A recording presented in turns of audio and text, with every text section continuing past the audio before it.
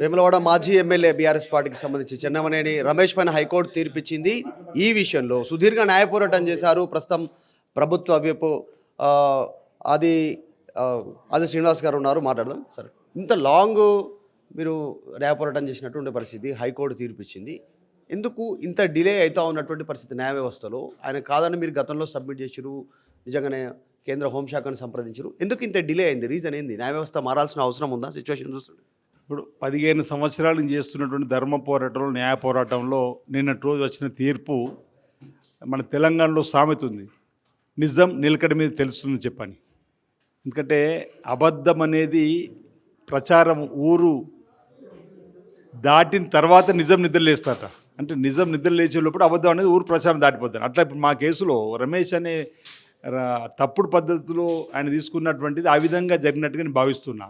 సరే, ఏదేమైనప్పటికీ ఈ ధర్మ పోరాటం, న్యాయ పోరాటంలో నేను గెలవడం జరిగింది. దేనికి నేను మొదటి నుంచి చెప్తున్నా, అంటే ధర్మం న్యాయం ఎప్పటికైనా మన పక్షాన్ని నిలబడదని చెప్పని. నిజం నిప్పులు లాంటిది, ఎవరు ఆపినా ఆగది. అట్లా ఈ ధర్మం న్యాయం కూడా మరి ఈరోజు అతను భారతదేశ పౌరసత్వం తప్పుడు పద్ధతుల్లో పొందినటువంటి వైనాన్ని కళ్ళకు కట్టినట్టుగా చూసిన ధర్మిల వారిది ఈరోజు రద్దు కావడం జరిగింది. అంటే ఇప్పుడు న్యాయ వ్యవస్థకు సంబంధించిన దాంట్లో నేను ఎనలేని గౌరవాన్ని మొదటి నుంచి కూడా ఇచ్చిన. ఇక్కడ అతను భారతదేశ పౌరసత్వం పొందడంలోనూ తప్పుడు పద్ధతుల్లో ప్రభుత్వ అధికారులకు కన్నులు గప్పి తీసుకున్న సందర్భం, కోర్టులలో కూడా తప్పుదో పట్టించే విధంగా అతను 1 సంవత్సరం కాలం పాటు ఉండాలని చెప్పినటువంటి 1955 అన్న ఒక చట్టాన్ని తొంగలో తొక్కి 96 రోజులు ఉన్నప్పుడు కూడా 1 year ఉన్నాను చెప్పన్నాడు. అది విచారణలో తేలిన తర్వాత అతను షోకాజ్ నోటీస్ ఇచ్చి అతన్ని భారతదేశ పౌరసత్వం రద్దు చేస్తే 2013 ఆంధ్రప్రదేశ్ హైకోర్టు ఒకసారి రద్దు చేసింది.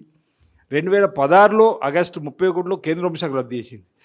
3 మెన్ కమిటీ కూడా అతని పద్ధతుల్లో అతను తీసుకోలేకపోయిండు, ఆయన పొరపాటు చేసిండు, అతను విచారణకు అర్హుడని చెప్పింది. ఈ క్రమంలో అతను 10-3 అనేది, నేను ఈ దేశ స్వాతంత్ర సమయంలో కుటుంబం నుంచి వచ్చిన, నేను స్వచ్ఛంద సంస్థ అనేక అభివృద్ధి కార్యక్రమం చేసిన, నేను ఇక్కడ ఎమ్మెల్యేగా ప్రజలతో గెలుపొందిన, నేను ఎక్కడన్నా పొరపాటు చేస్తున్నానా, నాకు ఉంటే తప్పేంది అనేటువంటి వాదనతో ముందుకు పోయినప్పుడు పరిశీలించమని కోర్టులు చెప్పినాయి. హోంశాఖ కూడా నువ్వు ఒకవేళ రోల్ మోడల్ అయినా ప్రజలకు ఛాంపియన్గా ఉండాలి తప్ప ఈ విధంగా పొరపాటు చేస్తే సహించేది అని చెప్పని హోంశాఖ కూడా రద్దు చేసింది. చేస్తే అతను ఒక అంటే ఫ్రాడ్ ప్లేలో, నేను జర్మనీ పాస్పోర్ట్ ఇప్పటికే వదులుకున్నా, మీరు భారతదేశ ప్రభుత్వం ఇప్పుడు తీసేస్తున్నారు, నీ ఎక్కడ బతకాలి ఎలా బతకాలని చెప్పిన ఒక్కొక్క గ్రౌండ్తో స్టే వచ్చింది. ఆ స్టేని వెకెట్ చేయడానికి మళ్ళీ మేము చేసే ప్రయత్నంలో భాగంగా అతను జర్మనీ పాస్పోర్ట్ పైన ట్రావెల్ చేస్తున్నట్టుగా తేలింది, జర్మనీ సిటిజన్ అని తేలింది, పాస్పోర్ట్ జర్మనీ తేలింది. దాని ధర్మంలో ఈరోజు కళ్ళకు గట్టినట్టుగా వచ్చినటువంటి వాటిన్నింటినీ గమనించి అతను తప్పు చేశాడు. ఆనాడు భారతదేశ ప్రభుత్వాన్ని మోసం చేసి, కోర్టులను కూడా తప్పు ఫ్రాడ్తో మోసపూరిత పత్రాలతో మోసం చేసి చెప్పని భావించే వారి యొక్క భారతదేశ పౌరసత్వం రద్దు చేస్తూ, అంటే ఇదివరకు కేంద్ర ప్రభుత్వం తీర్పును సమర్థిస్తూ ఇతను జర్మనీ పోవడానికి తేల్చింది. అంతేకాకుండా పెనాల్టీ కూడా వేసారు. ఇప్పుడు గ్రామాల్లో తప్పు వేస్తే దండుకు తీస్తారు. అట్లా ఆయనకు అయినా ఇంకా నాకు ఏది భద్రత లేదు, నేను అభిప్రాయపడుతున్నాను చెప్పేది స్టేట్మెంట్. ఇట్లా పెనాల్టీ ఏమే సార్? ఇప్పుడు ఆయన ఇన్ని సంవత్సరాలు ఎమ్మెల్యేగా ఉన్నారు, ఇక్కడ నుంచి ఫెసిలిటీ తీసుకున్నారు. మీరు అంటారు జర్మనీ పౌరుడిగా ఉండి ఇక్కడ ఉన్నటువంటి ఫెసిలిటీస్ ఆయన ఇక్కడ స్థానికంగా గెలిచి ఇన్ని తీసుకున్నట్టు, అంటే మోసం చేసిన కిందకి వస్తుంది గ్రౌండ్లో చూస్తే హైకోర్టు ఇచ్చిన తీర్పు ప్రకారం. అవన్నీ రికవరీ చేసే అవకాశం ఉంటుందా చట్టంలో? దానికోసం ముందుకు పోతారా? పెనాల్టీ ఎంత సార్? అంటే నిన్నటి పెనాల్టీ 30 లక్షలు, అందులో 5 లక్షలు లీగల్ అథారిటీకి ఇమ్మన్నారు, 25 లక్షలు పిటిషనర్కి ఇమ్మని చెప్పనమాట. అంటే అది ఒక రకంగా ఆయనే 15 సంవత్సరాలుగా పిటిషనర్ పోరాటం చేస్తుంటే ఆయనకు అన్యాయం జరిగిందని చెప్పేటువంటి క్రమంలో ఖర్చుల కింద ఇవ్వాలని చెప్పినటువంటిది, అదే ఆయన పెద్ద పొరపాటు చేసిన చెప్పిన సమాజానికి ఇచ్చేటువంటి సంకేతం.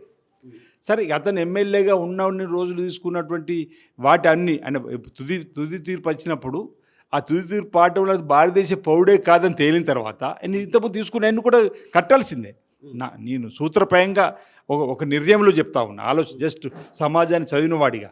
అతను భారతదేశ పౌరుడే కాదన్నప్పుడు అతను ఎమ్మెల్యే కాదు, ఎమ్మెల్యే హోదాలు తీసుకున్న నిధులు ఆయనకు చెందవు, తిరిగి ఇవ్వాల్సిందే. నాకు తెలిసిన మాట సార్, అది తుది తీర్పు వచ్చిన తర్వాత ఆ అంశాలు కూడా తప్పనిసరిగా నేను అంటూ చట్టపరంగా అతనిపై తగు చర్యలు తీసుకోవాలని చెప్పి నేను కోరుతున్నా. ఈ దేశాన్ని మోసం చేయడం, కోర్టులను మోసం చేయడం, ఈరోజు ఏదైతే ఉందో అది క్లియర్గా అడ్డంగా దొరికిపోయినటువంటి సందర్భంలో ఆ పత్రాల ఆధారంగా తప్పనిసరిగా చట్టపరంగా అతనిపై చర్యలు తీసుకోమని తెలంగాణ ప్రభుత్వాన్ని కోరుతా, కేంద్ర ప్రభుత్వాన్ని కోరుతా. బీఆర్ఎస్ టికెట్ ఇచ్చింది, ఆయన దగ్గర నుంచి ప్రచారం చేసి గెలిపించింది. వాళ్ళ వైఖరి గురించి ఏం చెప్తారు మీరు? అదే అంటున్నా, బీఆర్ఎస్ పార్టీ అతను జర్మనీ పోవడం తెలిసిన తర్వాత కూడా ఇవ్వడం అనేది బీసీ నాయకత్వం అనదొక్కడం చేసే ప్రయత్నంగానే భావిస్తున్నాం. వాళ్ళ అధికారం ఉన్నప్పుడు సర్వేలలో మేము గెలుస్తున్నాం తెలిసినటువంటి సందర్భంలో అలాంటి వాళ్ళు బలవంతం అంటే తండ్రి చాటు బిడ్డకు రాజకీయాలకు వచ్చినటువంటి వారిని దించినట్టు సందర్భాన్ని చూస్తూ, అందుకే కేసీఆర్ గారిని మేము మన వేలని చూసుకు ప్రజలకు క్షమాపణ కోరుతున్నా. 2018 పాత్రికల సమావేశంలో 105 బీఆర్ఎస్ ఎమ్మెల్యేలు, సరే వాళ్ళ ఎమ్మెల్యేలు వాళ్ళు ప్రకటించుకుని మాకు అభ్యంతరం లేదు. వేరేడికి వచ్చే వరకు అతను సిటిజన్షిప్ కేసులో ఉన్నాడు కదా, అతను మీరు ఎలా వివాదం ఉన్నప్పుడు ఎలా ఇస్తున్నారు అని చెప్పంటే నీకెందుకు అయ్యా కోర్టులు చూసుకుంటే అన్నాడు. అంటే ఆయన మనుషులు ఇతను భారతీయుడు కాదని చెప్పి ఉన్నప్పుడు కూడా ఇచ్చినట్టే కదా. అసలు ప్రపంచంలో ఇలాంటి సంఘటన ఎక్కడ జరగలేదు. అందుకే నేను వారిపైన కూడా తగ్గ చర్య తీసుకోవాలని చెప్పని కోరుతున్నా. మా వేళని చూసి ప్రజలకు కేసీఆర్ గారు క్షమాపణ చెప్పని కోరుతున్నారు. కేటీఆర్ గారు ప్రతి అంశంలో స్పందిస్తాడు. ఈ అంశంలో ఎందుకు స్పందించారు? ఇప్పుడు ఇది బీఆర్ఎస్ పార్టీ నైజం అని చెప్పడానికి కోసం మొదటి ఘటన ఇట్లాంటి దేశంలో జరగడం ఫస్ట్ టైం. ప్రపంచంలో వాళ్ళలోనే ఆ దేశం కాని వ్యక్తి ఆ దేశంలో ఒక సభలో చట్టసభ్యుడు కావడం, లా బ్రేక్ చేసి లా మేకర్ అయ్యిండు. ఈయన లా మేకర్ కావాలని అనే సంకల్పంతో తండ్రి చాటు బిడ్డడుగా ఎమ్మెల్యే పదవి మా కుటుంబానికి హోదాకు చిహ్నంగా ఉండాలని చెప్పిన ఆలోచనతోటి ఆయన మదిలో మొదలైనటువంటి ఈ ఏదైతే లా మేకర్ కావాలనుకున్నాడో ఆయనలో లా బ్రేక్ చేసి వచ్చిండు. నేనేమంటున్నా, లా బ్రేక్ చేసి లా మేకర్ ఎట్లా కూర్చుంటావు? భారతదేశ చట్టాన్ని ఉల్లంఘించి అదే చట్టసభలో నువ్వు చట్టం ఎట్లా తయారు చేస్తావు అంటున్నా. ఇది నీ నైతికత ఎక్కడుందో అంటున్నా. మీరు ఇంత న్యాయ పోరాటం చేశారుగా, ఫైనల్గా ఇలాంటి వ్యక్తులకు, ఇట్లా మోసం చేసినటువంటి వ్యక్తులకు, నిజంగా భారత పౌరుడు కాకుండా భారత చట్టసభల్లో ఆయన సభ్యుడిగా ఉన్నటువంటి సిచ్యువేషన్, శిక్ష ఏం పడుతుంది ఫైనల్గా? పడేటువంటి ఏం అవకాశం ఉంటుంది? అంటే చట్టంలో ఉన్నటువంటి శిక్షని కొత్తగా అదనంగా శిక్ష కోరత వస్తుందని చెప్పి నేను అనుకోవడం లేదు. చట్టాన్ని మోసం చేస్తే, చట్టాన్ని దుర్వినియోగం చేస్తే, చట్టానికి వ్యతిరేకంగా పోతే ఏ శిక్షలు పడుతూ ఆ శిక్ష నీకు పడుద్దని భావిస్తున్నా. ఇప్పుడు ఎక్కడున్నారు చెన్నమనేని రమేష్? ఇప్పుడు జర్మనీలో ఉన్నారా? ఈ దేశంలో అయితే ఉన్నట్టు లేడు. ఈ దేశంలో అయితే లేడు. ఈ దేశంలో అయితే ఉన్నట్టు లేడు. నాకు జర్మనీ మళ్ళీ నాకు తెలిసిన మటుకు ఈ దేశంలో అయితే ఉన్నట్టు లేడు.